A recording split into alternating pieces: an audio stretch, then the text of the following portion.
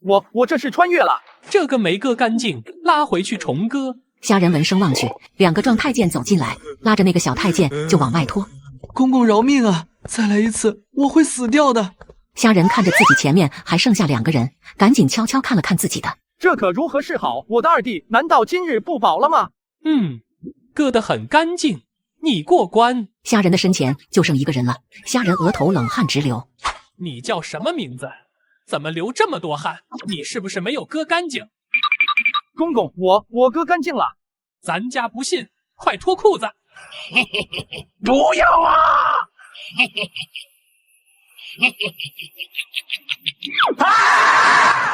虾仁一头汗水的从床上坐起来，虾仁连忙拉开被子看，这才松了口气。还好只是一场梦，我穿越到了康熙的皇子身上。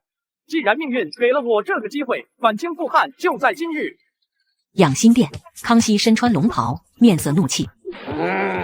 逆子，朕还没有死呢。皇阿玛当然没有死，皇阿玛要是死了，本太子就可以直接登基称帝了。逆子，你以为朕不敢废了你？你以为朕不敢杀你？皇阿玛可想天下大乱？好的很。这几年你拉拢那些将领，就是为了今日逼宫。你是迫不及待的要朕的皇位了。你以为老大、老八、老13他们会服你？皇阿玛，儿臣冤枉啊！儿臣怎么可能逼宫啊？皇阿玛6岁继位，16岁亲政，除鳌拜，撤除3藩，统一台湾，平定准噶尔叛乱，这何人可以堪比？儿臣巴不得皇阿玛活1万年，这样儿臣也可以在皇阿玛的庇护下成长啊！朕庇护你，你都带兵入宫了，你还要朕庇护你？皇阿玛，儿臣是为了活命啊！老大、老八、老13他们污蔑儿臣科举舞弊，满朝文武都在弹劾儿臣，儿臣害怕啊！你害怕个屁！你做的事情谁不知道？今年科举中举的人，哪一个不是你太子的人啊？皇阿玛，这些读书人仰慕儿臣的才华，非要认儿臣为主子，儿臣也没有办法啊！太子，朕小看你了啊！这几年你行事低调，事事示弱，老大、老八、老14他们都以为压你一头，可他们哪里知道，如今这朝堂大半奴才都是你太子的人，朕这皇位你触手可得。皇阿玛，儿臣没有造反的意思，更加不会造反啊！你重用汉人，还私下传播，这是朕的意思。太子，你告诉朕，你到底想做什么？虾仁穿越大清数年，隐忍数年，在暗中掌控了大清。可虾仁并没有急着玩什么玄武门之变，而是利用康熙的威望，不断的提拔汉人官员，打压旗人官员。太子，大清的根本是巴西子弟，是旗人。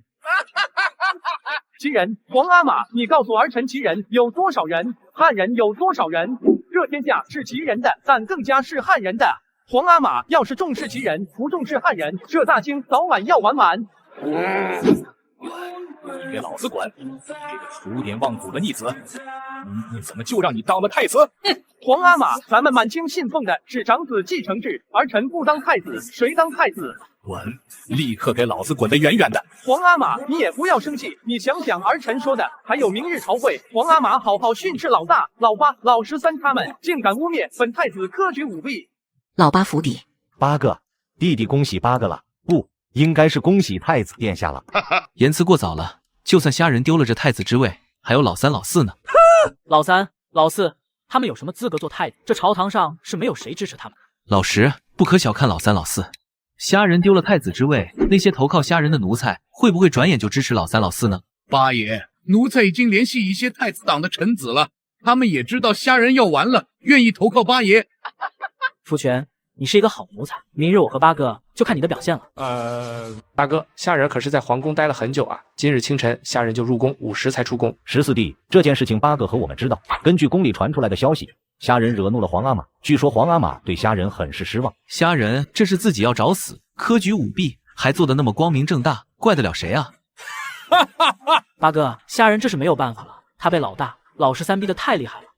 太子之位有能者居之，虾仁是没有那个本事啊。太和殿，陛下，近日天下学子因乡试不公大闹贡院，臣请陛下彻查。臣附议，据传闻，此次科举中举之人，都是之前拜在虾仁门下的学子。陛下，臣弹劾虾仁结党营私，科举舞弊。朝会刚开始，大皇子、8皇子、13皇子的党羽就开始发难虾仁。虾仁，你有何话可说？一时间，所有人的目光都看向了虾仁。老大、老八、老13，你们就这么想做太子之位，你们坐得稳吗？虾仁，此话何意？此时可是说你结党营私、科举舞弊之事。哼，虾仁还是想想怎么给皇阿玛、给众朝臣一个解释吧。虾仁科举舞弊之事，众朝何人不知？怎么，虾仁是准备想着怎么欺瞒皇阿玛吗？本虾仁是皇储，培养一些臣子不行吗？陛下，臣弹劾虾仁。闭嘴！一个奴才也敢参与皇子之争，你是觉得死得不够快吗？虾仁，这里可没有什么奴才，他们都是大清的忠臣。打狗也要看主人。老八，这是觉得本虾仁没有给你面子了。八皇子冷哼一声，没有再理会虾仁。他觉得虾仁已经是破罐破摔了。虾仁，你不要再胡搅蛮缠了。今日你不给皇阿玛，不给众朝臣一个解释，你这太子之位怕是坐不稳了。太和殿，解释交代，本虾仁何须给谁解释交代？这皇位，这大清迟早是本虾仁的，本虾仁培养一些臣子有何不可？疯了，虾仁是完全疯了。这个时候我不能对上虾仁，我不能让他拉我下水。虾仁的宣言彻底的震惊了众人，这还是他们平时日认识的那个视势示弱的虾仁吗？这一刻，在场的众人都认为虾仁疯了，已经破罐破摔，也只有康熙知道虾仁是要摊牌了。虾仁，大胆！此言你把皇阿玛置于何地？哼，怎么本虾仁说错了？这皇位，这大清以后不是本虾仁的，难道是你的？你能活过皇阿玛吗？一个没有脑子武夫，你还想争皇位？你拿什么争？你以为纳兰明珠是你的人？大皇子，这皇位，这大清始终是虾仁的，也只有虾仁可以让大清达到世界顶峰。什么？明夏，你欺骗了我！大皇子当纳兰明珠是心腹，对纳兰明珠言听计从。可这一刻他才知道，纳兰明珠是虾仁的人。此刻在场的众人都看向了虾仁，一脸的震惊。哪怕是康熙这位皇帝，欺骗你是你没有脑子而已。老爸，不得不说，众皇子除了本虾仁，你的势力是最大的，也是最聪明的。虾仁，你休想污蔑我，我可没有你那个胆子，公然结党营私。老八，你是聪明，可太过胆小了。你以为皇阿玛不知道你的动作？你以为本虾仁不知道你的动作？14弟，你给皇阿玛、众朝臣说说，老八都做了什么？二哥，你就放过八哥，我相信八哥以后不会再窥探太子之位了。老14，八哥小看你了啊。老13，你觉得你身边有没有本虾仁的人啊？哼，虾仁，你藏得够深，但你有本事就弄死老大、老八和我啊！够了，你们闹够了没有？索额图科举舞弊的事情就交给你调查，务必调查清楚。陛下，臣已经调查清楚了，科举舞弊之事完全是无中生有。你说什么？好得很，退朝。索额图、纳兰明珠这2位是朝廷权臣，他们都是虾仁的人，那么虾仁也就完全控制朝堂了。康熙现在已经掌控不了朝堂了，康熙要尽快退朝，调查虾仁到底有多大的势力。皇阿玛科举舞弊是无中生有之事，那么老大、老八、老13就是污蔑儿臣，儿臣请皇阿玛为儿臣做主啊！你想怎样？皇阿玛，儿臣想皇阿玛从轻发落。老大、老八、老13他们都是儿臣的手足兄弟，儿臣认为把老大、老八、老13禁足府邸就可以了。你想怎样就怎样吧。哼，看来皇阿玛还没有认清现实，当太上皇不好吗？虾仁，皇宫已经被我们控制了，陛下什么都做不了的。老大、老八、老9、老10、老13都已经被封禁在府邸了，这朝堂已经在我们的控制之中了。索额图、纳兰明珠，你们今日出京督察全国兵力，整顿全国兵力，本虾仁要在1个月内掌控全国兵马。是。索额图、纳兰明珠离开东宫。3弟、4弟，你们现在开始清除老大、老八、老13在京的势力，动作不要太大，慢慢来，1个月内完成就可以。是。14弟，你跟我进宫，我们去见见皇阿玛。虾仁，不可啊！你都已经掌控朝堂了，皇阿玛威胁不到你了，弑君这怎么可以？14弟，二哥在你心中就那么残暴吗？二哥可是一个孝子，怎能弑君呢？虾仁放过我，也放过皇阿玛，我宁愿死，也不会伤害皇阿玛的。老子说了，不会弑君就不会弑君。皇阿玛现在还不能死，有些事情还需要用皇阿玛的名义去做。养心殿，逆子，这逆子是想让朕当傀儡皇帝，他是在绝齐人的根啊！他是想让汉人和齐人有一样的权利，他是想让那些汉人奴才当主人啊！陛下息怒，陛下息怒，息怒！朕怎么息怒？朕的满清要出现一个汉人皇帝了，朕愧对祖宗啊！一阵脚步声传来，随后虾仁、14皇子出现。皇阿玛，看来你还是没有听取儿臣的话。咱祖宗努尔哈赤原本就是大明的臣子，这满汉本就是一家人。什么汉人皇帝、旗人皇帝，只要能让老百姓过好日子，就都是好皇帝。逆子，你以为你帮助汉人提高地位，你就是汉人皇帝了？朕告诉你，你是在做梦。汉人要是提高了地位，他们就会反你。他们始终都会记得是我们满清夺了他们的天下，我们满清就如同蒙元，在这些汉人眼中，我们始终是一族。切！皇阿玛，你的眼界太小了，放眼看看世界吧。什么是一族？那些金毛红毛蓝眼的才是一族。他们现在正在争夺海上霸主的地位，这个时候我们不参与一下，以后是要挨打的。逆子，你以为朕不知道那些西洋人的情况？番外之地，无道小人，懂什么文化？有什么可怕？朕的8旗子弟可以横扫他们。皇阿玛，你可知就是你看不起的这些西洋人，让华夏大地受了多大的灾难？我来了，那么我就必须要阻止这一切。几人在一个房间偷偷密谋。八爷，整个京城都在虾人的掌控之中，奴才现在没有办法进宫面见陛下。虾人软禁了皇阿玛，那些8旗子弟贝勒郡王呢？他们就无动于衷吗？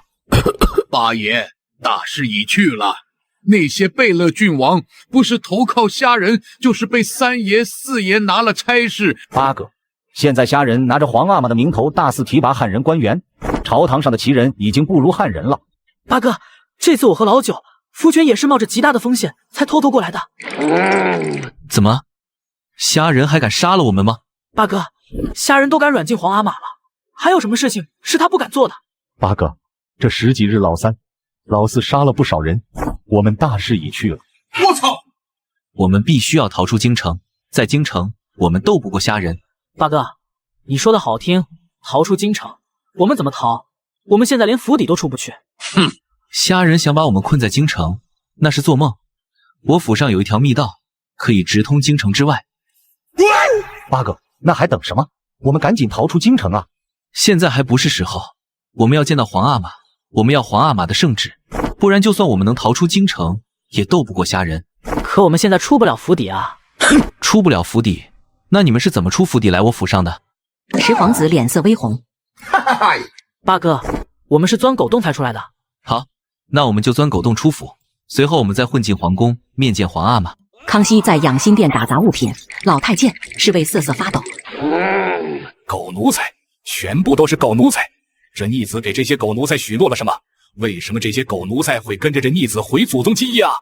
陛下息怒，陛下息怒！息怒？朕怎么息怒？祖宗基业都要被这逆子毁了，朕愧对祖宗啊！一阵脚步声传来，随后8皇子、9皇子、10皇子、御亲王福全出现。皇阿玛，儿臣来晚了。康熙一脸的惊喜。老八，那逆子是不是被你拿下了？你立了大功，朕当初就应该封你为太子。不过现在也不晚，明日朕就封你为太子。快把那逆子押上来，朕要亲自处决了这逆子。这逆子要回祖宗基业啊！皇阿玛，儿臣是偷偷进宫的，虾人已经控制京城，正在大开杀戒。8旗子弟，贝勒郡王被他杀了不少。逆子啊，他怎么敢这样做？怎么敢？皇阿玛，虾人他还有什么不敢的？他不只对旗人大开杀戒，还提高了汉人的地位。现在朝堂之上，大部分都是汉人了，汉人骑在我们旗人头上了。逆子啊，这逆子就不是我们旗人，不是我们爱新觉罗。皇阿玛，虾人是在毁我们满清的根基，他不是旗人太子，是汉人太子。皇阿玛，儿臣请皇阿玛下旨立8个为太子，虾人不配，也不能当我们满清的太子。老八，朕立你为太子，你想办法逃出京城，召集京城外的8旗子弟，除掉虾人。对的。皇阿玛，儿臣必定除掉虾人，恢复旗人的地位。一阵脚步声传来，随后虾人数名侍卫出现。老8、老9、老10，你们怎么在这里？是觉得皇阿玛太孤单了，想陪皇阿玛？虾人，皇阿玛已经立8个为太子了，你已经不是太子了。立老8为太子，皇阿玛这旨意能出养心殿吗？虾人看向老8，老8，你真的想当太子？你有那个命当太子吗？你要杀我？家人，你敢当着皇阿玛面动8个，你大逆不道！不，我说错了，皇阿玛没有立八哥为太子，都是我瞎说的。你们怕什么？你们放心，我不会杀你们，以后我还会对你们裂土封王。不止你们，老大、老三、老四等人都会裂土封王。逆子，你会这么好心？皇阿玛，这个世界很大，老八他们能力不错，杀了可惜了。以后我会让老八等他们去欧洲、非洲等地裂土封王。逆子，你要把朕的儿子都赶到蛮荒之地，你还不如杀了他们。皇阿玛，你还在做梦呢？什么蛮荒之地，什么天朝上国？你看看那些西洋人，他们是从万里之外来的，可我们呢，还在做着天朝上国美梦。朕不会同意的。老大、老八、老13他们也不会去的。他们要是不愿意去，那就去死吧！国内我是不会留着他们了。逆子，你以为掌控了京城就能掌控大清吗？你做梦！京城外有多少八旗子弟，你知道吗？皇阿玛，你还指望那些八旗子弟呢？他们还能骑马拉弓吗？他们已经被养废了。现在我已经掌控了全国的兵力，这大清已经是我的了。接下来我就要改革满清，我要提高汉人地位，兴工业，大力研究火器，组建海军。我还要剪掉这恶心的金钱鼠尾辫。逆子，你要毁祖宗基业，你知道祖宗为了替发令付出了多少吗？你知道汉人剪掉辫子之后会做什么吗？汉人会恢复汉家衣冠，他们会起来反抗你，反抗朕。付出，好一个付出！一个留头不留发，都要杀光汉人了，都要毁了华夏之美了。扬州10日，嘉定3屠，苏州之屠，嘉兴之屠，济南之屠，大同之屠，广州之屠，整个华夏都在屠杀。明末汉人人口1亿多，而到了清初只剩1000多万，这就是你说的付出。逆子，你懂什么？汉人有多少，旗人才有多少，不杀怎么统治汉人？够了，从今往后，皇阿玛就留在这宫里吧。我操！逆子，你要软禁朕？我不光要软禁你，我还要你做一个傀儡皇帝。逆子，你有本事杀了朕，让天下人都看看你这个逆子的恶行。皇阿玛放心，我不会杀你的，我要你看看我是如何恢复华夏之美的。逆子，你不要忘了，你是爱新觉罗的子嗣。我才不稀罕当爱新觉罗的子嗣，我要当一个汉人。康熙闻言直接吐血，8皇子、9皇子、10皇子、老太监等人连忙上前。皇阿玛，陛下。行了，有没有死就是气晕了，你们把皇阿玛抬回去休息休息就好了。老太监、侍卫把康熙抬走。虾仁，你是要弑君吗？你是要毁了满清吗？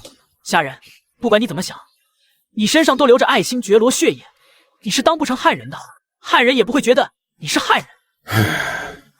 本虾仁想怎么做就怎么做，你们乖乖等着裂土封王就好。裂土封王？那是裂土封王吗？你就是不想背负残杀兄弟的名声而已。老八，你以为我在乎残杀兄弟的名声吗？成王败寇的道理你不懂吗？虾仁，你会后悔的，所有旗人都会反你的，你死后祖宗也不会放过你的。祖宗，老子的祖宗可不是野猪皮，老子的祖宗是华夏先祖。八哥，虾仁疯了，大清完了，完了！来人，给他们把那恶心的金钱鼠尾辫剪了！我操！虾仁身后的数名侍卫上前，剪掉8皇子、9皇子、10皇子的辫子。辫子，我的辫子！虾仁，你竟然剪了我的辫子！你们不是想逃离京城吗？府邸不是有密道吗？本虾仁看看，你们没有辫子，怎么逃离京城？福全，福全那狗奴才是你的人，怪不得那狗奴才可以带着我们进入皇宫。历经数月的大开杀戒，虾仁完全的掌控了大清，大清的改革也正式开始。虾仁阻力太大了，很多旗人都在反对，一些汉人也在反对。剃发令很难执行下去，也只有那些汉人官员剃发，很多旗人是不愿意剃发的。哼，旗人反对那是杀的还不够多，至于剃发令慢慢来，本虾仁不着急。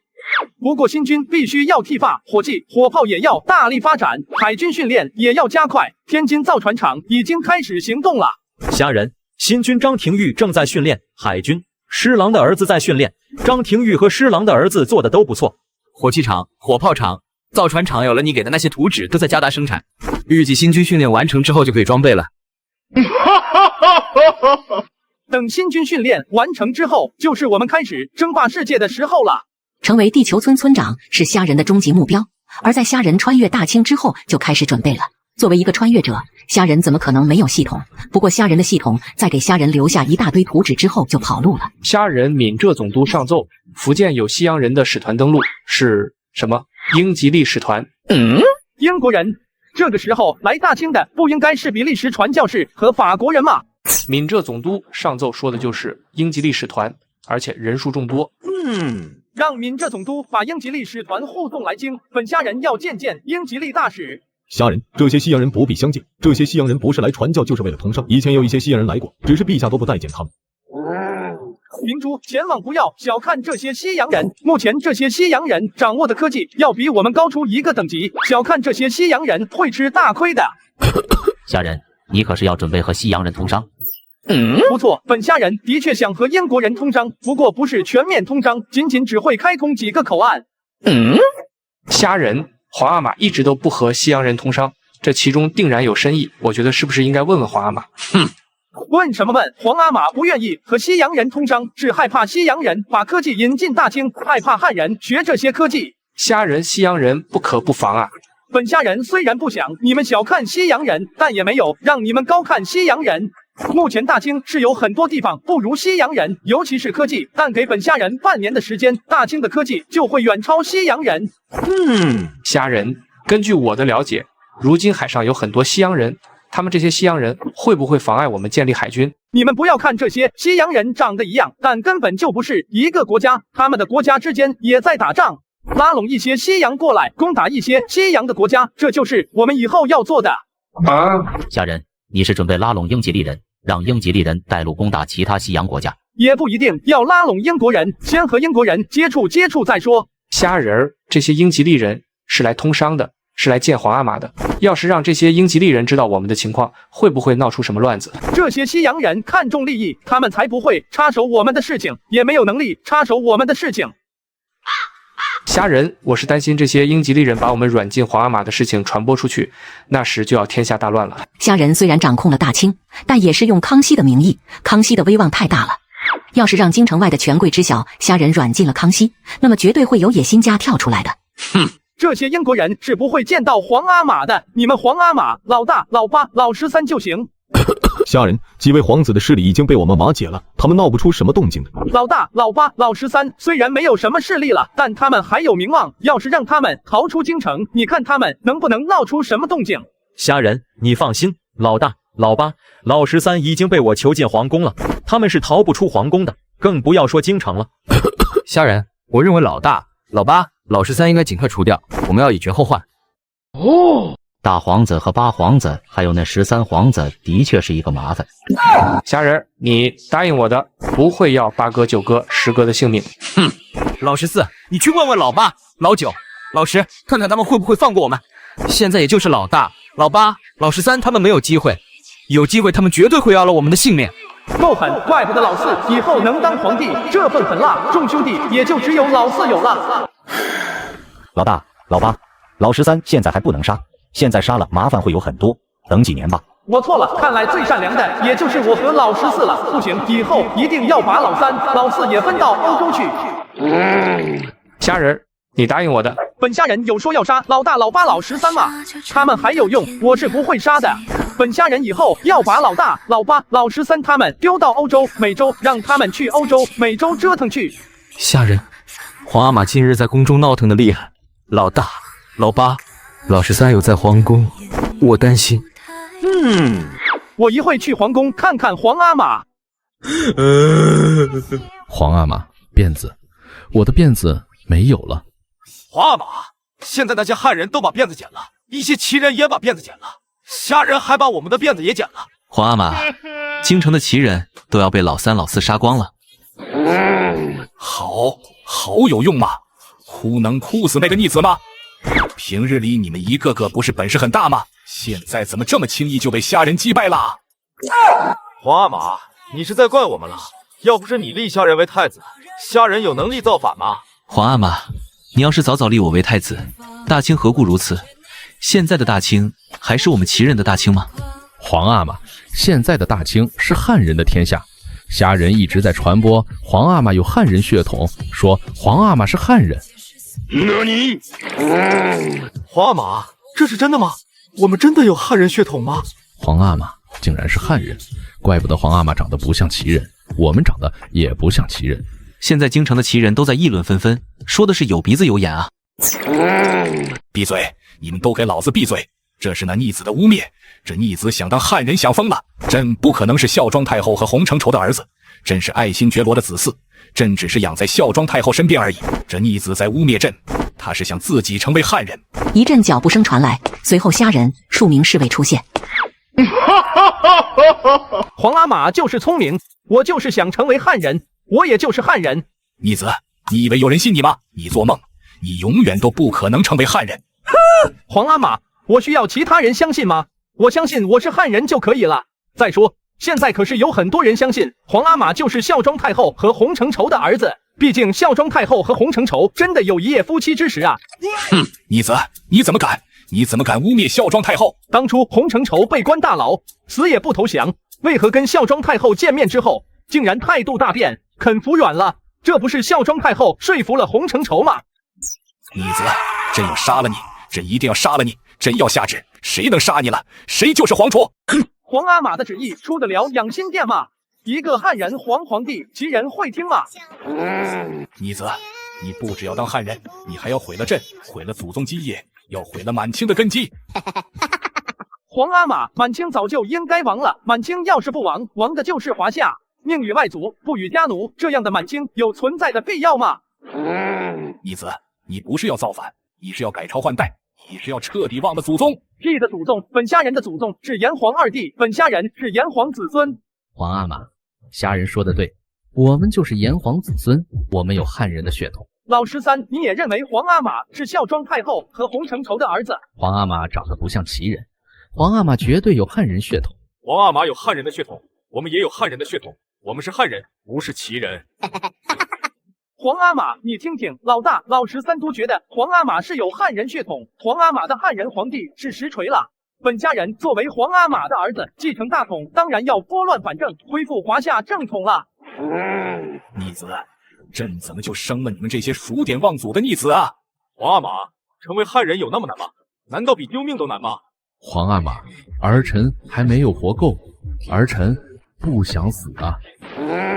逆子，你们都是逆子，朕就是死，皇位也不会传给你们，朕会传位给老八。皇阿玛，儿臣也没有活够，儿臣不想死啊，儿臣还准备去西洋列土封王呢。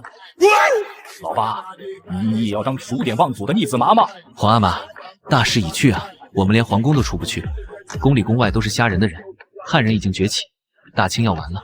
皇阿玛，你就消停一点，老老实实当汉人皇子不好吗？你暗中联系那些齐人，都被老三、老四杀了。你要是再折腾来折腾去，那就留不得你了。你要杀朕，你敢杀朕？为了恢复华夏正统，本虾人什么都敢做。再说皇阿玛病逝也很正常啊。逆子，你现在就杀了朕，看看史书会如何写你。史书不就是胜利者书写的？明朝的史书，皇阿玛让多少人改过啊？滚！你们滚！朕不想再见你们这些逆子。尊敬的虾人殿下，您好。大使参观了本虾人的新军和兵工厂之后，有何感想？尊敬的虾人殿下，我必须向您诚恳的道歉，我太过自大了，我实在没有想到您的国家竟然这样重视科技，重视军队。大清的未来必须重视科技生产，这是大清的长久国策。难道你们威廉三世国王难道不重视科技吗？虾人殿下，您居然知道我们国王的名讳？大使，本虾人对欧洲各国是一直都是有关注的，葡萄牙、荷兰、西班牙、法兰西等国，本虾人都了解。尊敬的虾人殿下，您竟然了解欧洲各国，那么也应该知道现在欧洲局势很乱。大使，你们此行的目的应该不只是通商那么简单吧？尊敬的虾人殿下，您的那么的聪慧，我们此行就是想和大清结盟。大使，你就用嘴说结盟嘛，让大清舍弃葡萄牙、荷兰的贸易，让你们英吉利垄断亚洲贸易。那么我想问问大使，大清的利益在哪里？对于英吉利大使空手套白狼的行为，虾人很是愤怒。尊敬的虾仁殿下，英吉利可以帮助大清殖民东南亚各国，也可以帮助大清建造先进的海上战舰，甚至可以传于大清些先进的科技技术。大使，东南亚各国都是大清的附属国，大清有权利也有义务管理东南亚各国。至于大使说的先进的造船技术、先进的科技技术，大清不需要。尊敬的虾仁殿下，虽然殿下重视科技，但大清的科技还是太过落后。殿下了解欧洲各国，殿下应该清楚这一点。大使，你觉得你看到的就是大清真实的科技力量了吗？你们以为欧洲各国数十年的发展就可以堪比华夏数千年的历史了？数百年前，前朝的舰队已经可以纵横大海了，何况数百年之后的今天呢？尊敬的虾仁殿下，大清不是大明，大清对海洋的控制几乎没有，东南亚的大海不属于大清。根据我的了解，大清没有任何一支远洋的海军舰队。大使，你是在威胁本虾人，威胁亚洲霸主的皇储，对吗？不，尊敬的虾仁殿下，没有威胁，我只是陈述事实。屁的事实！本虾人动动手指就可以让你们英吉利人进入不了东南亚海域。尊敬的虾仁殿下，您必须要面对现实。现在东南亚的大海不属于大清，大清没有能力掌控东南亚海域，东南亚海域是属于葡萄牙、荷兰、英吉利的。大使，你真的了解东南亚海域吗？你们英吉利的舰队、葡萄牙、荷兰的舰队真的可以纵横南亚海域吗？你们连大清的海盗都对付不了，还在这里给本虾人吹嘘你们强大的舰队。殿下，口舌之争是毫无意义的。不管殿下如何说，东南亚海域没有大清海军是事实。大使的汉语说得不错啊，口舌之争都可以说出来。那么想来大使也了解华夏一些历史，那大使就应该清楚葡萄牙、荷兰为什么会在东南亚海域乖乖的了？他们是被打乖的。你们英吉利想进入东南亚海域，那就去学学葡萄牙人、荷兰人。尊敬的虾仁殿下，我必须要陈述一下，葡萄牙、荷兰是被大明打败的，不是大清。大清虽然取代了大明，但大清的海军远远不如大明，大清也不重视海军的发展。你说的不错，但那是以前，现在的大清是由本虾人掌控的。3个月，本虾人要告诉你，3个月内本虾人的海军要横扫东南亚海域，以后东南亚海域只有一个声音，那就是本虾人的声音。尊敬的虾仁殿下，据我所知，大清没有能力建造先进的战船，东南亚海域的大清海盗使用的战船是抵不过我们英吉利战船的。如果殿下要收拢这些海盗来掌控东南亚海域是不可能的。哼，无知是非常可怕的，不要用你们英吉利的国情来对比大清。大清不是英吉利，你们英吉利会收服海盗来组建海军，但大清不会。尊敬的虾仁殿下，那我就拭目以待。哼，大使，本虾人会让你看到那一天的。这3个月你就待在京城吧。哪里？你要扣押我，殿下。两国交兵，不斩来使。作为文明之国，殿下应该遵守文明的秩序。哼，大使，你就不要在本虾人面前卖弄汉语了。两国交兵，不斩来使。怎么，你们英吉利想和大清交战吗？不要战争，我们是为了结盟，通商而来。哼，大使，战争不是由你说了算，而是由本虾人说了算。不，尊敬的虾仁殿下，我们是抱着诚意来的，我们带来了先进的造船技术，先进的火炮技术。可你们英吉利要垄断东南亚贸易，这一点本虾人绝对不会允许。尊敬的虾仁殿下，我们是来帮助大清组建海军的，殿下应该让利给我们。哼，大清不需要你们英吉利人的帮助，大清也不需要你们英吉利人的造船技术、火炮技术。大清有更加先进的造船技术，更加先进的火炮技术。殿下，你会后悔的，大清皇帝陛下也会责罚你的，因为你让大清失去了称霸大海的财富，海洋的财富是殿下想象不到的。切！大使，本虾人希望你3个月之后也能说出这样的话。哼，殿下，我们3个月之后再见。但那时殿下在想获得我们英吉利的先进造船技术、先进火炮技术，就需要付出更多了。哼，3个月后，大使你会跪下本虾人的脚下。殿下，你会后悔的。哼，狂妄自大的虾人，他根本不知道世界是什么样子。大使，大清太过庞大，虾人又是大清的皇储，大使不该激怒他。哼，我是为了英吉利的利益，难道我们要白白送给他先进的造船技术、先进的火炮技术吗？英吉利使团来大清就是为了财富，结盟大清也是想利用大清垄断东南亚贸易，但被虾人一眼就看穿了。东南亚贸易，虾人早就盯上了，怎么可能让出来？在虾人心中，东南亚海域就是大清内海了。大使，如今虾人拒绝了我们如何给国王交代？狂妄自大的虾人，等他吃亏之后，他会知道我们英吉利战船的厉害。大使，东南亚不只有我们英吉利人，还有葡萄牙人、荷兰人。我已经和葡萄牙人、荷兰人达成了协议。大清如今的选择只有我们英吉利，除非大清放弃海洋的财富。可大清会放弃海洋的财富吗？要多么无知的人才会放弃海洋的财富啊！或许大清就是那么无知的人，他们有庞大的领地，但不懂得海洋的财富。这大清还不如大明呢。这不是我们希望的吗？大清愚昧无知才符合我们英吉利的利益。虾人，英吉利人想要垄断东南亚贸易，不是那么容易的。葡萄牙人、荷兰人不会同意的。我们完全可以让葡萄牙人、荷兰人去和英吉利人争斗。葡萄牙人、荷兰人和英吉利人有什么区别？他们都要垄断东南亚贸易，难道本虾人就不想吗？虾人，我们的水师舰队不如西洋的舰队，我们是打不过西洋人的。现在我们不能和西洋人开战，我们的重心在京城，在改革。西洋人不会和我们开战的，他们来东南亚是为了贸易，是为了财富。打仗是要花钱的，西洋人看重利益、亏本的事情，他们是不会做的。虾人，东南亚贸易的财富太多了，为了这些财富，西洋人说不定真的会开战。西洋人以为靠几艘破船就可以威胁本虾人了，他们是在找死。本虾人会让他们知道，老子不是慈禧太后，老子也不是满清皇帝。慈禧太后，这是谁啊？虾人，英吉利使者虽然狂妄，但我们大清水师的实力。来人，去叫老三、老四过来。索额图，你把本虾人和英吉利大使的会面告诉老三、老四。狂妄的西洋人竟然敢威胁我们，他们是在找死！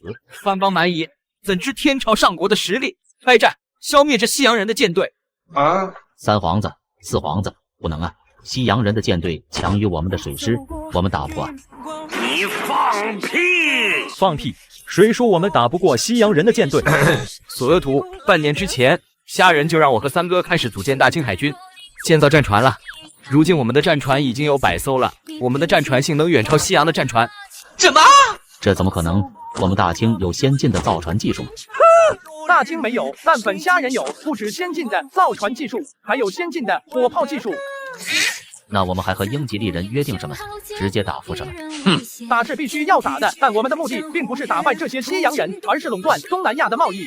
武力只是震慑西洋人，震慑东南亚诸国。我们目前的重心依旧是改革。虾人，我们是要用东南亚的贸易财富来支持国内的改革，对吧？改革不止要流血，还需要大量的钱财。海洋贸易就是一个巨大的聚宝盆。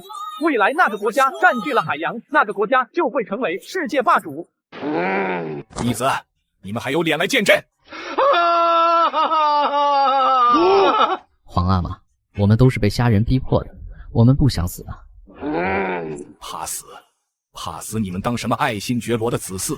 你们这群数典忘祖的逆子！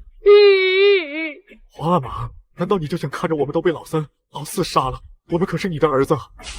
老三、老四敢杀你们吗？他们就不害怕其他旗人造反吗？皇阿玛，你就不要指望八旗子弟了，那些八旗子弟早就投靠虾人了，没有投靠虾人的也被老三、老四杀光了。皇阿玛，你是不知道，老三、老四些狠人呢，他们还想杀皇阿玛，何况我们呢？什么？那2个逆子想弑君，他们怎么敢？虾人不会同意的，朕对他们还有用啊！皇阿玛，你还说我们？你不是也怕死吗？咦，他妈了个！老子是为了大清，为了祖宗基业，老子是在忍辱负重。皇阿玛，你就不要装了，什么祖宗基业？祖宗基业早就完了。滚！你们给滚！朕不想见到你们这群数典忘祖的逆子。你们不要是当汉人吗？去当你们的汉人！皇阿玛，您息怒，我们过来是为了救皇阿玛。这宫里都是虾人的人，你们如何救朕？朕看是你们想利用朕救你们自己。皇阿玛，儿臣得到一个消息，英吉利使团来京城了。那些西洋人每隔几年就来一次，眼中只有利益，一群蛮夷罢了。皇阿玛，如今能救我们的就是这群蛮夷了。你想做什么？皇阿玛，如今旗人不能随意离开京城，但是这些英吉利人可以。我们只要把虾人软禁皇阿玛的事情传给这些英吉利人，让这些英吉利人把这个消息传出京城。那么京城外忠于皇阿玛的奴才绝对会派兵救驾的。你们想要朕的圣旨？啊，对，皇阿玛，这是您唯一的机会，也是我们唯一的机会啊！哼，不是朕看不起你们，你们玩不过虾人的，朕的旨意也出不了皇宫。那逆子虽然数典忘祖，但手段不是你们几个可以比的。皇阿玛，你就说你给写不写旨意，你不用管我们能不能把旨意送出京城。哼，朕不写。什么？皇阿玛，这可是您唯一脱困的机会啊！你们这几个逆子和虾人有什么区别？不都想要朕的皇位？康熙太清楚自身的处境了，也太清楚自己这几个儿子就没有一个是省油的灯。不管那个儿子掌权，他都是傀儡皇帝，他何必要他做什么呢？哼，皇阿玛，我们和虾人不一样，我们可不会改朝换代。只要皇阿玛愿意写下旨意，我们几兄弟不管谁继位，都会尊皇阿玛为太上皇。皇阿玛，这可是我们唯一的机会啊！那些英吉利人真的会帮朕？朕可不信。会不会他们得到旨意之后就交给虾人了？皇阿玛，那些西洋人看重利益，只要我们愿意通商，再划给他们几块土地驻扎，他们怎么会不愿意呢？好，朕给你们旨意，只要能给除掉那逆子，朕就让位给你。哥弟，这就是满清的皇帝，他们根本就不在乎国家的利益，该死，他们真的该死。虾人，这都是大皇子、八皇子、13皇子蛊惑陛下的，陛下没有这个心思的。老大、老八、老13，这事还不死心啊！虾人，虽然我们现在把大皇子、八皇子、13皇子的势力瓦解了，但大皇子、八皇子、13皇子还是有影响力的。本虾人没有打算杀他们，但也不会轻易放过他们。虾人，这件事情要不要交给3皇子和4皇子？虾人是要当皇帝的，所以他的名声不能有污点。杀人的事情，尤其是处理亲兄弟的事情，都是3皇子、4皇子需要做的。老3、老4还有事情做，我进宫去看看。朕不知道你们如何把旨意送出宫，不过朕要告诉你们，不要相信那些汉人奴才。皇阿玛，这个时候我们也只能用那些汉人奴才了。京城的8旗子弟已经全部投靠虾人了，他们不会帮我们的。皇阿玛，现在不管是旗人还是汉人，只要能把旨意送出宫就行。汉人不可信，你们想要除掉那个逆子，只能靠旗人了。皇阿玛，这京城哪里还有向着我们的旗人？向着我们的旗人都被老3、老4杀光了。现在京城的旗人都说自己是汉人了，他们的辫子都剪了，还开始穿汉服了，那有旗人的样子？哪里？逆子啊，这是要断绝满清的根基，这逆子不死，死的就是我们旗人了。皇阿玛，你说错了，是满清不断绝，断绝的就是华夏了。咦，他妈了个！该死的狗奴才，你竟然背叛了朕！你敢背叛朕！陛下，奴才做的一切都是为了陛下，奴才不能看着陛下被大皇子、8皇子、13皇子蛊惑啊！虾人，我是被逼的，都是老八，一切都是老八策划的。皇宫内的那个汉人奴才也是老八用金元宝收买的。老13，你这个废物，你怕什么？大不了一死而已。老大，你以为本虾人不敢杀你？我也是被老八逼的，都是老八，一切都是老八弄的，我本是不愿意的。啊，对，虾人，我和老大都是不愿意的，是老八强逼我们的。逆子，朕怎么会生出你们2个没有骨气的逆子？老八比你们强太多了。切，我和老13没有骨气，那皇阿玛的骨气在哪里？啊，对，皇阿玛，你要是有骨气，你怎么不学崇祯帝上吊呢？逆子，老子是为了大清，为了祖宗基业，老子是在忍辱负重。切，皇阿玛，怕死就是怕死，怕死也没有什么，我就很怕死。逆子，朕一定要杀了你，朕不会让你毁了祖宗基业，毁了满清根基。皇阿玛，你放心，我不会杀你的，我要让你看着我一点一点灭绝满清，满清根基不断绝，断绝的就是华夏啊！逆子，朕就看着你如何死。切，皇阿玛明明就比我们还怕死。老八，我本来没有准备杀你，还准备让你裂土封王，可你偏偏要找死啊！虾仁，你要断绝满清的根基，你要毁了大清，天下旗人是不会放过你的。你以为你提高汉人地位，那些汉人就感激你了，认可你了？你做梦！你是旗人，一辈子就都是旗人。汉人要是掌权了，绝对不会要一个旗人皇帝。哼！老八，你以为本虾仁需要汉人认可，需要汉人感激？本虾仁只是单纯的想断绝满清。为什么这样做对你有什么好处？现在你已经软禁了皇阿玛，囚禁了我们，大清已经是你的了，你可以当皇帝。可你为什么要毁满清的根基？为什么？因为满清不灭，灭亡的就是华夏，所以满清必须要灭亡。满清的皇帝和汉人皇帝不同，满清的皇帝只会想着旗人的利益，他没有国家的利益，他不会在乎汉人的死活。可这天下有多少旗人，又有多少汉人？这天下10之8九都是汉人。汉人和你有什么关系？你是旗人，这天下是汉人自己丢的。汉人要是不内乱，我们满清怎么可能入关？怎么可能取得天下？我不是旗人，我是汉人。疯子，你就是一个彻头彻尾的疯子。在你毁掉满清基业的时候，就是你虾仁身死的时候。什么疯子？我只是比你们知道的多得多而已，因为我看见过未来。你的未来是汉人的未来，可你是旗人啊！什么旗人、汉人，在我看来都是华夏之人，只要能让华夏称霸世界，我才不在乎什么旗人、汉人。逆子，朕的大清就是天朝上国，就是世界的中心，何须你这个逆子来改朝换代？天朝上国，我看是夜郎自大。你睁开眼睛看看，看看东南亚海域，西洋人在横行，这些西洋人都是来自万里之外。大清的海军能抵达万里之外吗？不能，大清的水师连东南亚海域都出不去。那些蛮夷之地哪里有朕的大清富裕？朕何须浪费国力？虾仁，你会后悔的，汉人迟早要反你。目光短浅，不是目光短浅，你们是在害怕汉人看见世界之后反了满清的统治。愚不可及，汉人不可信。要是汉人开智了，你还如何统治大清啊？那些西洋人要的也仅仅是财富，给了他们就是了。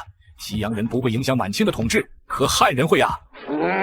今日西洋人要财富，你给了；明日西洋人要土地，你是不是也给啊？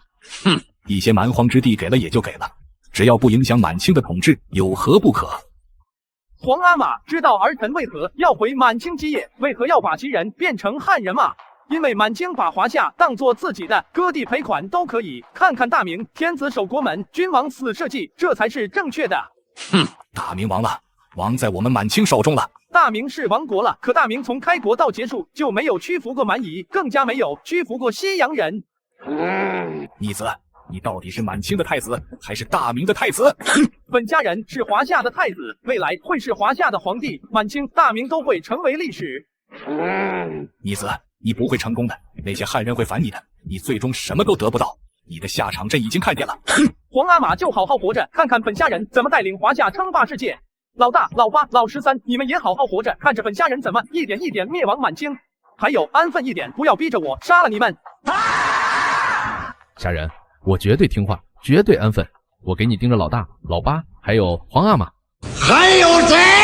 我大清海军横扫东南亚海域，什么西洋人舰队完全不堪一击。虾仁，东南亚海域已经被我大清海军控制了，东南亚贸易也是我们大清的了。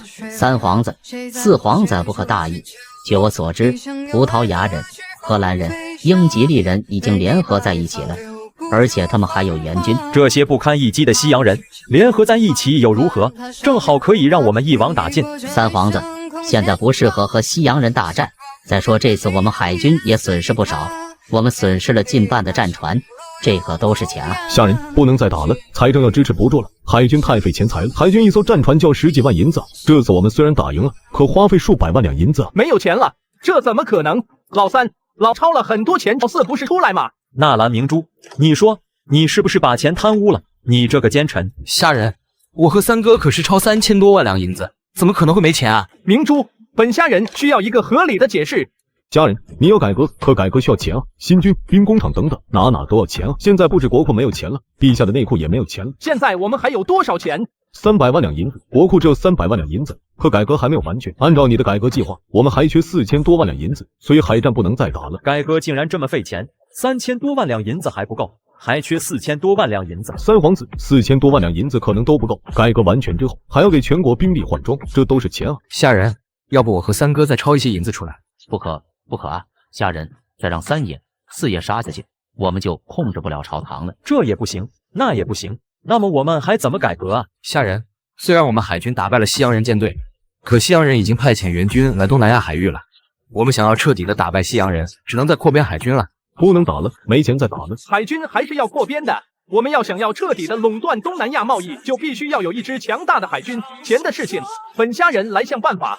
葡萄牙人、荷兰人、英吉利人战败了，那就必须要付出代价。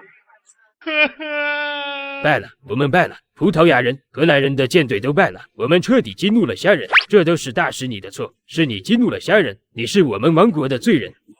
是我们，不是我，我们都是王国的罪人。我们要是再不平息虾仁的怒火，我们都会上绞刑架。我们要尽快平息虾仁的怒火。我们把我们带来的战船、火枪、火炮、图纸都给虾仁。蠢货，大清的战船、火枪、火炮比我们的都先进。我们把图纸给虾仁是在羞辱虾仁吗？大使，我们应该怎么做？我们会不会被虾仁杀死啊？两国交战不斩来使，大清是文明国家，不会杀使者的。大使，虾仁俘虏了我们的士兵，这些士兵会不会被屠杀？大清可是屠杀过很多人。我们现在去见虾仁，只要救出这些士兵，我们就是王国的英雄。大使，不止我们士兵，还有葡萄牙人、荷兰人的士兵。我们现在和葡萄牙、荷兰是盟友。尊敬的虾仁殿下，您好。哼，本虾仁很不好，你们英吉利人的舰队无故进攻我们大清海军。你们英吉利人是想和大清开战吗？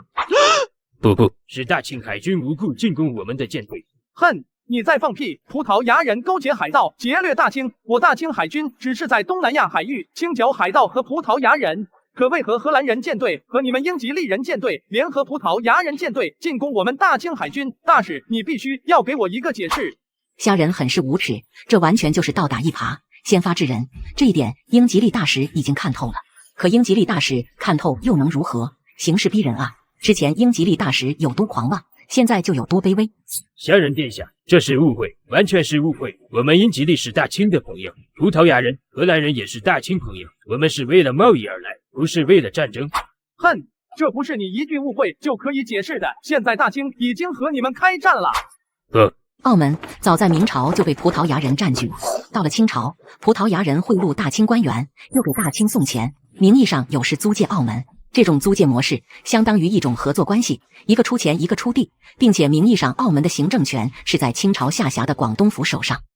不可能，虾仁，我们是不会退出东南亚海域的。至于收回澳门，那是大清和葡萄牙人的事情。哼！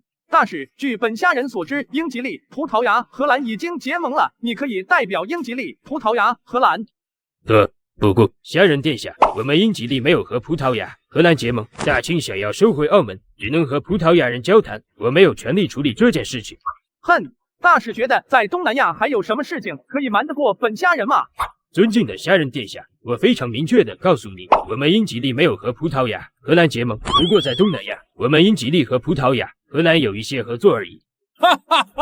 合作什么？合作用你们的舰队逼迫大清通商，劫掠大清。不，尊敬的虾仁殿下，这次的海战完全就是一个误会。我们来大清是为了友好，是为了英吉利和大清的友谊。这的友谊，你们是为了财富，你们想和大清结盟，就是想利用大清垄断东南亚贸易。在本虾仁拒绝结盟之后，你们就结盟葡萄牙人、荷兰人，想用火炮逼迫大清。英吉利大使完全没有想到，自己的一切都被虾仁看在眼中。他知道，想要平息虾仁的怒火，他必须要付出极大的代价。尊敬的虾仁殿下，这的确是一个误会，我们愿意做出赔偿。我们英吉利、葡萄牙、荷兰承认大清在东南亚霸主的地位。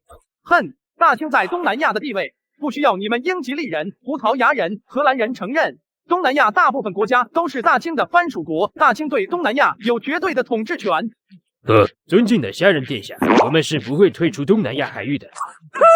大使，这可由不得你们。大清海军已经控制了东南亚海域，没有本虾仁的命令，任何国家的船只不能行驶在东南亚海域。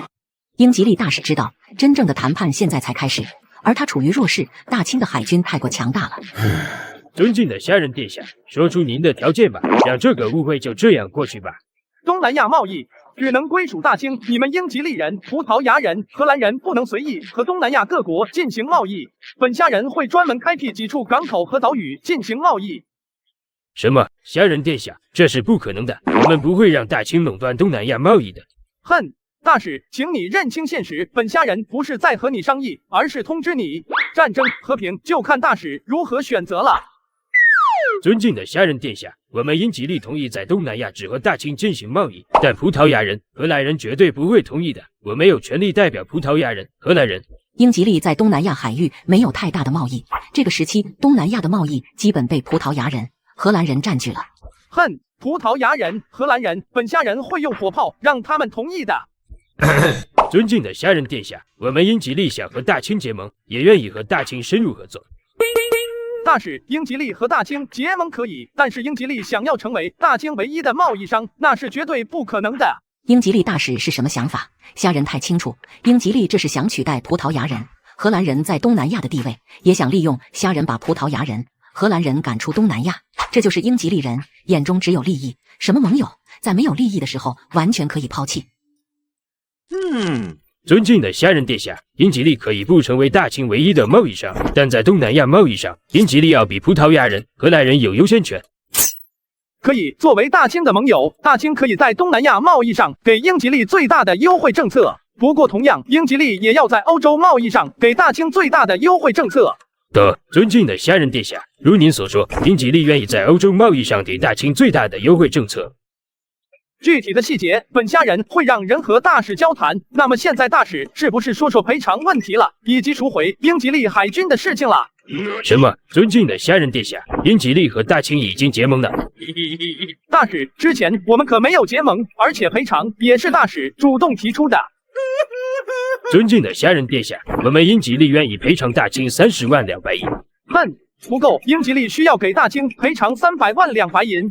什么？不可能，这是敲诈，这是殿下对英吉利的敲诈，我是绝对不会答应的。哼！如果大使不愿意答应，那么大清不会和英吉利结盟，大清和英吉利依旧处于战争状态。虾仁殿下，大清想要前往欧洲，需要一位欧洲盟约。哼！葡萄牙人、荷兰人、法兰西人、西班牙人都可以成为大清的盟友。尊敬的虾仁殿下，你说服了我，英吉利愿意赔偿大清300万两白银。该死的虾仁，他是在敲诈，他是在敲诈我们英吉利。但是我们海军战败了，赔偿是应该的。不过好在我们的任务安全了，我们获得了大清的贸易权，也和大清结盟了。而葡萄牙人、荷兰人还要承受大清的怒火。该死的！我要的不是任务完成，是利用大清垄断东南亚贸易。大使，这完全是不可能的事情了。该死的葡萄牙人，该死的荷兰人，是他们给了我们错误的信息。我甚至怀疑，这就是葡萄牙人、荷兰人故意让我们惹怒大清的。英吉利大使猜得不错，这就是葡萄牙人、荷兰人故意的。英吉利刚来东南亚，不了解大清，可葡萄牙人、荷兰人了解。在葡萄牙人、荷兰人看来，英吉利出使大清绝对会碰壁，甚至惹怒大清。那样不用葡萄牙人、荷兰人做什么，大清就会把英吉利人赶出东南亚。可一大清出现了虾仁，一切都变了。大使，不管葡萄牙人、荷兰人的目的是什么，他们都做了。他们低估了大清的实力，他们会为此付出巨大的代价。让该死的葡萄牙人、荷兰人去承受虾仁的怒火吧。大使，大清的财政出现了问题，他们已经没有能力再打下去了。什么？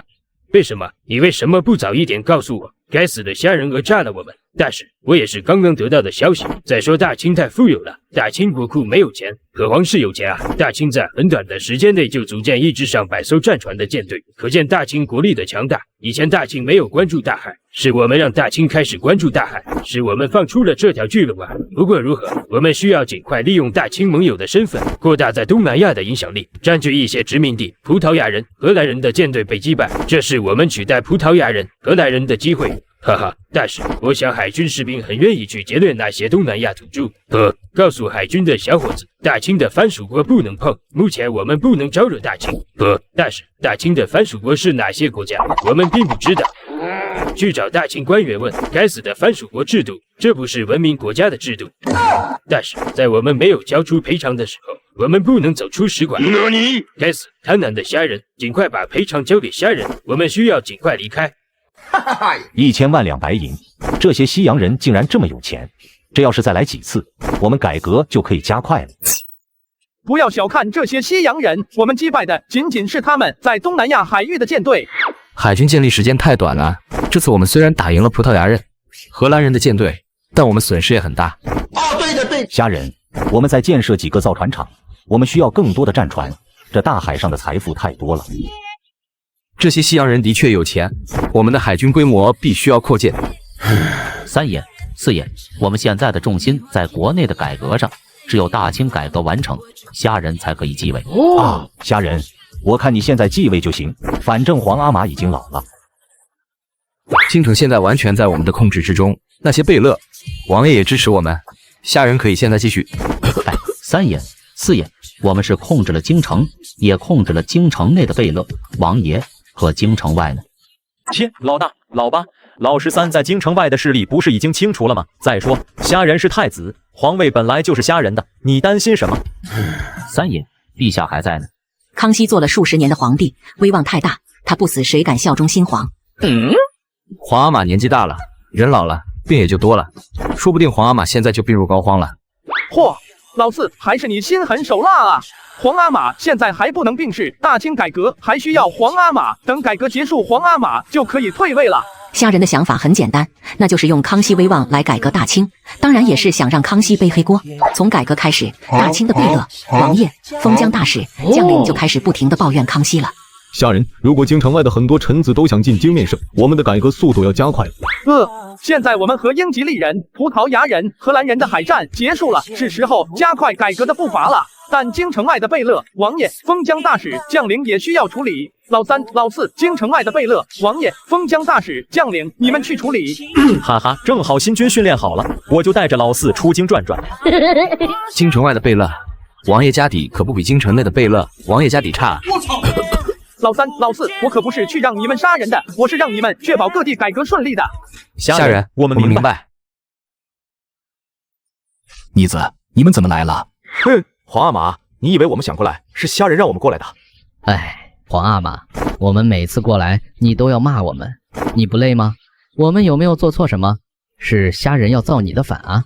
逆子，你们这群逆子，朕怎么生的你们这群逆子，一个个的都在忤逆朕？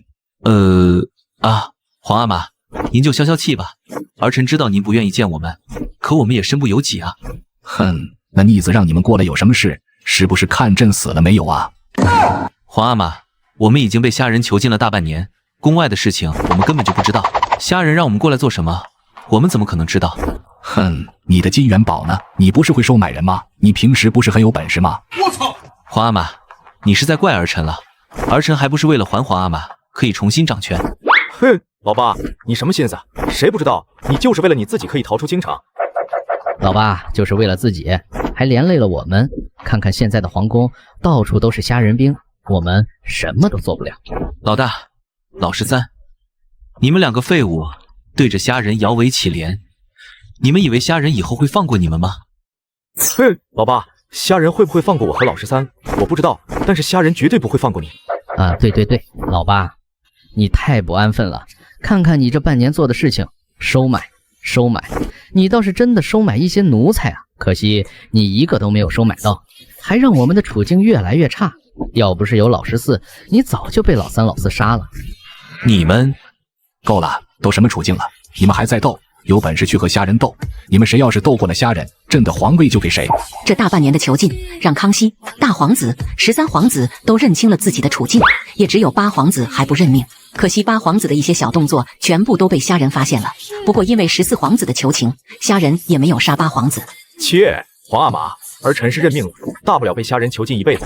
皇阿玛，虾仁说了，只要等大清改革结束，等虾仁继位，他就会对我们裂土封王。哼，那逆子是要把你们丢到欧洲、非洲等蛮荒之地，让你们自生自灭。他是害怕背负弑杀兄弟的名义啊。皇阿玛能活着，儿臣就知足了。虾仁不会杀我们，那必然也不会弑君。皇阿玛就好好准备当太上皇就行了。皇阿玛，儿臣是认命了。在儿臣看来，虾仁要比老八强多了。这要是老八，我们哪里还能会活啊？老大、老13，你们其心可诛啊！你们是不是也已经投靠虾仁了？你们是不是也想和老3、老4一样，当虾仁的杀手？切，老八，你装什么装？你演给谁看呢？大势已去了，你懂不懂？老八，知道你心有不甘，可你又能如何？难道你以为虾仁真的不敢杀你？他有本事就杀了我，我是绝对不会屈服他的。他是要毁了满清，毁了祖宗基业啊！老八，你是在找死？你就这样，哪怕虾仁不杀你，老三、老四也不会留你。哎，皇阿玛，你也劝劝老八，他愿意找死，我们不拦着，可也不要连累我们啊。逆子，你们两个逆子就看着虾仁毁了满清，毁了祖宗基业。皇阿玛，你还是想想你自己吧。再让老八闹下去，你还能不能做太上皇都不好说了。皇阿玛，成王败寇，就算虾仁真的弑君了，谁知道？皇阿玛，你年龄大了，病逝也很正常。逆子，你们一群逆子，真有你们这群逆子，大清能不完吗？真的大清完了，祖宗基业完了。哼，皇阿玛，大清早就完了，你选的吗？哼，虾仁暗地里培养势力，皇阿玛真的不知道吗？儿臣看，不见得吧。切，皇阿玛就是想要我们几兄弟争斗。看见我，老八、老13打压虾仁，就对虾仁暗地里发展势力一只眼闭一只眼。没有皇阿玛你的一只眼闭一只眼，虾仁能有这么大的势力？好啊，好啊，你们这群逆子都是想造反，那就杀了朕！哼，皇阿玛，虾仁让我们聚集养心殿，就是要处理我们，是生是死就看今日了。啊，老大，你听谁说的？你可不要吓皇阿玛。虾仁过来，明明是要炫耀的。炫耀？天下都是他了，他还要炫耀什么？哼，虾仁毁了满清，毁了祖宗基业，他当然要炫耀了。他死了之后，还要向祖宗们炫耀呢。老八，你闭嘴！老13，你说你到底知道些什么？我也是听宫内的侍卫说的。虾仁的海军击败了英吉利人、葡萄牙人、荷兰人的舰队，还从这些西洋人身上获得了数千万两白银。什么？那逆子海战打败了西洋人，还让西洋人赔款了数千万两白银。不止，听侍卫们说，虾仁的海军已经称霸东南亚海域，也垄断了东南亚贸易。完了，一切都完了，大清真的要完了，这天下是虾仁的了。虾仁的海军击败英吉利人、葡萄牙人、荷兰人的舰队，还获得了数千万两白银的赔偿，这是康熙等人完全没有想到的。西洋人舰队的强大，康熙等人太清楚了。现在虾仁的海军可以击败西洋人的舰队，康熙等人已经清楚的知道虾仁的强大了。朕愧对祖宗，大清在朕的手中丢了，朕是满清的罪人啊！皇阿玛，大势已去了，我们都小看虾仁了，这天下已经是虾仁的了。老八，你以后安分点吧，我们的生死已经握在虾仁手中了。老14可以庇护你一时，但庇护不了你一世。你就算不为自己想想，也要想想老八、老9啊！皇阿玛，你满意了？这就是你选的太子，你亲手断送了满清的基业。老大、老八、老13，你们殴打皇阿玛了！逆子，你这个逆子，滚！给朕滚！朕不想见到你。虾仁，恭喜恭喜！我大清海军在你的带领下击败了那些不可一世的西洋人。哼，那些西洋人我早就看不顺眼了，一群蛮夷还敢在我们大清耀武扬威！哈哈哈！老13，你的消息倒是灵通，没有少花费金元宝吧？啊，没有，虾仁，我就是听宫内的侍卫说的，我可不是老八，有那么多金元宝。虾仁，你做的不错，虽然你要毁了满清，但你比皇阿玛强，皇阿玛就不敢打西洋人的舰队。哼，虾仁，你不要得意，西洋人不是那么好对付的，他们还会再来的。本虾仁巴不得他们再来，等本虾仁改革结束，本虾仁就打到欧洲去。逆子，一时的侥幸你就得意忘形，西洋人根本就不会威胁满清，你要防备汉人，那些汉人才满清最大的敌人，他们时刻想着颠覆满清。哼，皇阿玛，你老了，你就准备好好做太上皇，这天下是我的天下了，满清已经成为历史了，等儿臣登基之后，就只有华夏了。逆子，你会后悔的，汉人迟早会从你手中夺走天下的。哼，皇阿玛，儿臣觉得那一天你是看不到了。什么？逆子，你要弑君？哼，皇阿玛要是乖乖做一个太上皇，儿臣自然不会动皇阿玛。皇阿玛是要不愿意当太上皇，那么儿臣就送皇阿玛去见孝庄太后。你……康熙害怕了，他知道大清海军击败西洋人之后，虾仁的威望已经不弱于他了，他对虾仁已经没有太大的作用了。老大、老13，好好照顾皇阿玛和老八。我不愿意杀你们，但你们也不要逼我。老3、老4，这几个月辛苦你们了，你们的功劳我记在心里了。这是我们应该做的，不过也幸好有新君跟随，不然我和三哥也不会这么顺利。虾仁，你是不知道，这些贝勒、王爷、封疆大使可是不好对付啊！要不是四弟有手段，这次我就危险了。哎，我们虽然封锁了京城，可这些贝勒、王爷、封疆大使还是得到了一些消息。皇阿玛的威望太高了，忠于皇阿玛的贝勒、王爷、封疆大使有不少啊。哼，他们不是忠于皇阿玛，他们是忠于满清，他们是舍不得富贵和权力，这些人就不必留着了。这些人有的我和三哥处理了，有的实在不好动，只能等虾仁你登基之后再处理了。虾仁，如今我们的改革已经完成，这些人翻不起什么浪花。等陛下退位，虾仁你登基之后，我们再逐一替换他们就可以了。现在我们要做的就是尽快让虾仁继位，新皇上位，有一些官员调动也是正常的。啊，对，虾仁，你早就该继位了。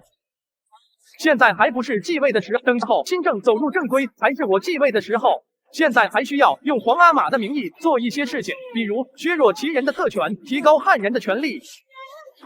虾仁，我们还要提高汉人的权利吗？现在汉人的权利已经很大了，朝堂的汉人已经占据一大半，很多旗人都是有意见，而且旗人的特权已经被削弱了不少了。哼，还不够，本虾仁想要的是满汉平等，不管是旗人还是汉人，他们的权利都是一样的。军队改革已经结束，在新军内已经没有满汉之分了。其实一些旗人也不在乎旗人特权的，在乎旗人特权的都是哪些贝勒王爷？那些贝勒王爷影响很大的。改革刚刚结束，我们要是再出现太大的动作，我担心。哼，有什么可担心的？我们手中有兵有粮，还有大义，怕什么？这次谁露头就杀谁。这次我和三哥把新军都安置在了全国，我和三哥有信心镇压一切。那就下旨吧，等这次结束之后，陛下也就可以退位了。用陛下退位来安抚这些旗人也是可以的，不过太上皇的权力还是太大了。皇阿玛不能死，起码在我继位之后的1年内不能死。皇阿玛需要给我们背黑锅，我们杀了那么多人，这个黑锅只能皇阿玛背，我们是正义的。逆子，你终于要弑君了，朕对你已经没有用了，哈哈哈！逆子，朕会在地下看着你，看着你被汉人杀死，看着你如同朕一般。皇阿玛，我不会弑君的，相反，我还要好好保护皇阿玛的安全。如今想要杀皇阿玛的旗人太多了。太上皇，旗人的特权已经被太上皇削减，如果旗人的权利已经和汉人一样。逆臣索额图，你这个逆臣，你假传朕的旨意，你毁了满清，你是满清的罪人。纳兰明珠、老3、老4，你们一定会后悔的，汉人是不会放过你们的。皇阿玛，什么旗人、汉人都是华夏人，您应该睁眼看看世界，这个世界很大很大。皇阿玛，你老了，虾仁会带领我们开疆扩土的，你就好好当太上皇吧。这1年多，3皇子、4皇子跟随大清海军去过太多的地方，他们的眼界已经不仅仅是在大清了，在欧洲，他们见识了另一种生活、政治，他们知道大海的财富，更加知道欧洲人是怎么殖民非洲的。哈哈哈！逆子，你们以为虾仁会和你们共享天下吗？你们只会被虾仁流放到蛮夷之地。你们替虾仁杀了那么多人，立了那么多功，结果呢？你们甘心吗？切，皇阿玛，儿臣看不甘心是你。我们要被封到澳大利亚的事情，我们早就知道了。皇阿玛，儿臣说了，这世界太大了，但皇阿玛是没有机会去看看了。但儿臣想去看看。哈哈哈，皇阿玛，你的离间计就是一个笑话。我从始至终就没有对老3、老4说过要共享天下。我从一开始就对老3、老4说的是裂土封王，不止老3、老4，其他几个兄弟都是一样。不可能，逆子，你就不害怕以后老大、老3、老4、老8等人烦你？哈哈哈！皇阿玛，世界很大，有的是地方让我们去占据。我也从来不担心老大他们会互相攻伐。我的目前从来不是皇位，我是要华夏人遍布世界。太上皇，你可能不知道，夏人不只要给诸位王爷裂土封王，我们这些重臣也可以裂土封王。为什么？你这么做到底是为什么？这么做对你有什么好处？哈哈哈！皇阿玛，我以就前对你说过，我知道很多事情，我知道未来，我要改变未来。大清已经成为历史，我要开辟新的历史，那就是大华夏历史。我给他们裂土封王，但华夏永远是他们的宗主国。我要把世界变成大华夏。哈哈哈！朕终于知道他们为什么会和你造反了。你给了他们称孤道寡的机会，